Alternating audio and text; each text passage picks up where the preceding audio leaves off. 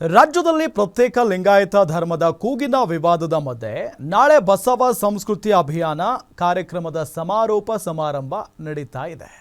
ಈ ಕಾರ್ಯಕ್ರಮಕ್ಕೆ ಹೋಗದಂತೆ ಸಿಎಂಗೆ ಎಚ್ಚರಿಕೆ ಸಂದೇಶವನ್ನು ವೀರಶೈವ ಲಿಂಗಾಯತ ಮಠಾಧೀಶರು ನೀಡಿದ್ದು ತೀವ್ರ ಕುತೂಹಲ ಮೂಡಿಸಿದೆ. ಅಷ್ಟಕ್ಕೂ ಸಮಾರಂಭಕ್ಕೂ ಸಿಎಂಗೂ ಇರೋ ಲಿಂಕ್ ಏನು? ಈ ಸ್ಟೋರಿ ನೋಡಿ. ರಾಜ್ಯದಲ್ಲಿ ಮತ್ತೆ ಪ್ರತ್ಯೇಕ ಲಿಂಗಾಯತ ಧರ್ಮ ಲಡಾಯಿ.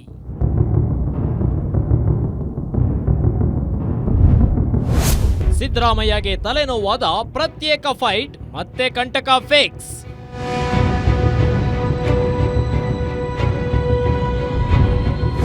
ನಾಳೆ ಪ್ರತ್ಯೇಕ ಸಮಾವೇಶ, ಸಿದ್ದು ಎಂಟ್ರಿ ಕೊಟ್ರೆ ಪಟ್ಟಕ್ಕೆ ಕುತ್ತು.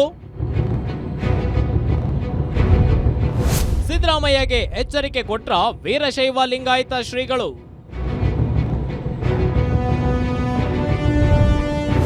ಸಮಾವೇಶಕ್ಕೆ ಸಿದ್ದು ಕಾಲಿಟ್ರೆ ಸರ್ಕಾರಕ್ಕೆ ಅವನತಿ, ಶ್ರೀ ವಾರ್ನಿಂಗ್. ವೀರಶೈವ ಲಿಂಗಾಯತ ಮಠಾಧೀಶರ ಸಭೆ ಬಳಿಕ ಸಿಎಂಗೆ ಎಚ್ಚರಿಕೆಯ ಸಂದೇಶ ಸಾರಿದ ಮಠಾಧೀಶರು. ಸಿಎಂ ಬದಲಾವಣೆ ಗೊಂದಲಗಳ ಮಧ್ಯೆ ಮತ್ತಷ್ಟು ಅಚ್ಚರಿ ತಂದ ಸ್ವಾಮೀಜಿಗಳ ಹೇಳಿಕೆ. ಇಂತಹದ್ದೊಂದು ಪ್ರಸಂಗಕ್ಕೆ ಸಾಕ್ಷಿಯಾಗಿದ್ದು ಮುಳುಗಡೆ ನಗರಿ ಬಾಗಲಕೋಟೆ.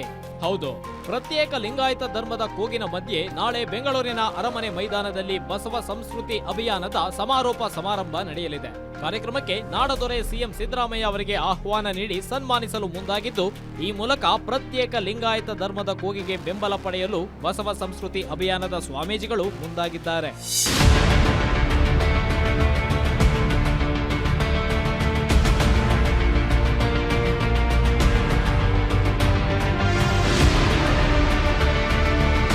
ಈ ಬೆನ್ನಲ್ಲೇ ಬಾಗಲಕೋಟೆಯಲ್ಲಿ ವೀರಶೈವ ಲಿಂಗಾಯತ ಮಠಾಧೀಶರ ಶಿರಹಟ್ಟಿಯ ದಿಂಗಾಲೇಶ್ವರ ಸ್ವಾಮೀಜಿ, ಗುಳೇದಗುಡ್ಡದ ನೀಲಕಂಠೇಶ್ವರ ಸ್ವಾಮೀಜಿ, ಕಮತಗಿಯ ಹುಚ್ಚೇಶ್ವರ ಸ್ವಾಮೀಜಿ ಸೇರಿದಂತೆ ಅನೇಕ ಸ್ವಾಮೀಜಿಗಳು ಬಾಗಲಕೋಟೆಯಲ್ಲಿ ಸಭೆ ಸೇರಿದ್ದು, ಚರ್ಚೆ ಬಳಿಕ ಸಿಎಂ ಸಿದ್ದರಾಮಯ್ಯಗೆ ನಾಳೆಯ ಸಭೆಗೆ ಹಾಜರಾಗದಂತೆ ಸೂಚಿಸಿದ್ದಾರೆ.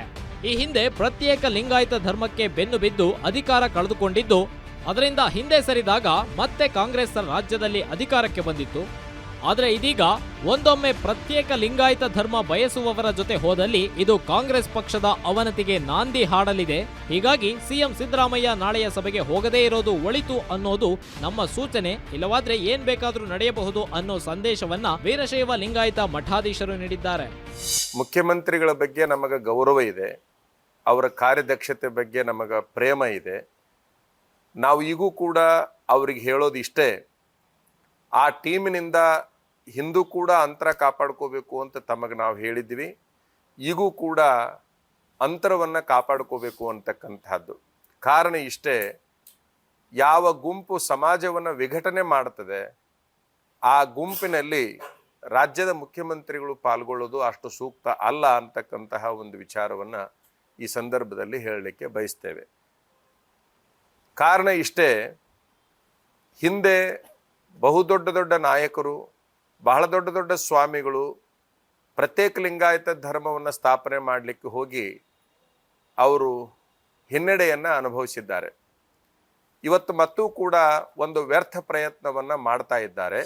ಈ ಹಿಂದೆ ಪ್ರತ್ಯೇಕ ಧರ್ಮದ ವಿಚಾರಕ್ಕೆ ಕೈ ಹಾಕಿ ಕಾಂಗ್ರೆಸ್ ಸರ್ಕಾರ ಬಿದ್ದು ಹೋಗಿತ್ತು. ಆದ್ರೆ ಇದೀಗ ಎಲ್ಲವೂ ಸರಿ ಇದ್ದು, ಈಗ ಮತ್ತೊಮ್ಮೆ ಪ್ರತ್ಯೇಕ ಧರ್ಮ ಬೆಂಬಲಿಸುವವರನ್ನ ಬೆಂಬಲಿಸಿದ್ರೆ ಈಗಿರೋ ಸಿದ್ದರಾಮಯ್ಯನವರ ಮುಖ್ಯಮಂತ್ರಿ ಸ್ಥಾನವೂ ಹೋದ್ರೂ ಅಚ್ಚರಿ ಪಡಬೇಕಾಗಿಲ್ಲ ಅನ್ನೋದು ಸಭೆ ನಡೆಸಿರೋ ವೀರಶೈವ ಲಿಂಗಾಯತ ಮಠಾಧೀಶರ ಲೆಕ್ಕಾಚಾರ. ಒಂದೊಮ್ಮೆ ನಾಳೆಯ ಸಭೆಗೆ ಸಿಎಂ ಭಾಗಿಯಾದ್ರೆ ಈಗಾಗಲೇ ಡಿಸಿಎಂ ಡಿಕೆಶಿ ಸಿಎಂ ಸ್ಥಾನದ ಪೈಪೋಟಿಗೆ ಸೇರಿದಂತೆ ಸರ್ಕಾರದಲ್ಲಿ ಹಲವು ಘಟನೆಗಳು ನಡೆಯುತ್ತಿವೆ. ಇವುಗಳ ಮಧ್ಯೆ ಯಾವುದನ್ನೂ ಸಹ ನಾವು ಅಲ್ಲೆಗೆಳೆಯುವುದಿಲ್ಲ ಎನ್ನುವ ಮೂಲಕ ಪರೋಕ್ಷವಾಗಿ ಸಿಎಂ ಸ್ಥಾನ ಕೈತಪ್ಪುವ ಬಗ್ಗೆ ಪ್ರತಿಕ್ರಿಯಿಸಿ, ಧರ್ಮವನ್ನ ರಕ್ಷಣೆ ಮಾಡಿದ್ರೆ ಧರ್ಮ ನಮ್ಮನ್ನು ರಕ್ಷಣೆ ಮಾಡುತ್ತೆ ಎನ್ನುವ ಮೂಲಕ ಗುಳೇದಗುಡ್ಡದ ನೀಲಕಂಠೇಶ್ವರ ಸ್ವಾಮೀಜಿ ಖಡಕ್ ಆಗಿ ಸಿಎಂಗೆ ಎಚ್ಚರಿಕೆ ಸಂದೇಶ ನೀಡಿದ್ದಾರೆ.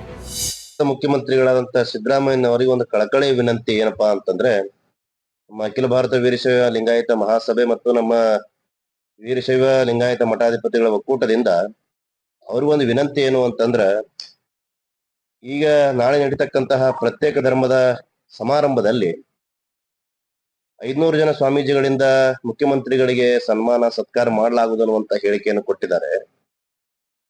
ಆದ್ರೆ ಸಿದ್ದರಾಮಯ್ಯನವರಲ್ಲಿ ಹೋಗ್ತಾರೆ ಅನ್ನುವಂತಹ ಭರವಸೆ ನಮಗಿದೆ. ಆದ್ರ ಅವ್ರ ಸನ್ಮಾನವನ್ನಗೊಂಡಂತಹ ಮೊದಲು ಅವರು ಅಪಮಾನಕ್ಕೀಡಾಗಿದ್ದಾರೆ. ಮತ್ತೊಂದ್ಸರಿ ನೀವು ಅವರಿಂದ ಸನ್ಮಾನವನ್ನ ಸ್ವೀಕರಿಸಿದೆ ಅಂದ್ರ ಇನ್ನು ಮುಂದಿನ ಕಾಲದಲ್ಲಿ ಬಹಳ ದೊಡ್ಡದಾದಂತ ಅಪಮಾನವನ್ನ ನೀವು ಅನುಭವಿಸ್ತೀರಿ ಅನ್ನುವಂತಹದ್ದು ನಮಗ್ ಅನಿಸ್ತಾ ಇದೆ ಅನ್ನುವಂತಹದ್ದು. ಒಟ್ಟಾರೆ ನಾಳೆ ಬೆಂಗಳೂರಿನಲ್ಲಿ ನಡೆಯಲಿರೋ ಬಸವ ಸಂಸ್ಕೃತಿ ಕಾರ್ಯಕ್ರಮದ ಸಮಾರೋಪ ಸಮಾರಂಭಕ್ಕೆ ಸಿಎಂ ಸಿದ್ದರಾಮಯ್ಯ ಪಾಲ್ಗೊಳ್ಳುವ ವಿಚಾರ ರಾಜ್ಯದಲ್ಲಿ ಮಠಾಧೀಶರ ಮಧ್ಯೆ ತೀವ್ರ ಚರ್ಚೆಗೆ ಗ್ರಾಸವಾಗಿದ್ದು, ಇಷ್ಟೆಲ್ಲಾ ರಾಜಕೀಯ ಆಟ ಮೇಲಾಟಗಳ ಮಧ್ಯೆ ಸಿಎಂ ಯಾವ ನಿರ್ಧಾರ ಕೈಗೊಳ್ಳುತ್ತಾರೆ ಅಂತ ಕಾದ್ ನೋಡಬೇಕಿದೆ. Ashok, guarantee news, Bagalkot.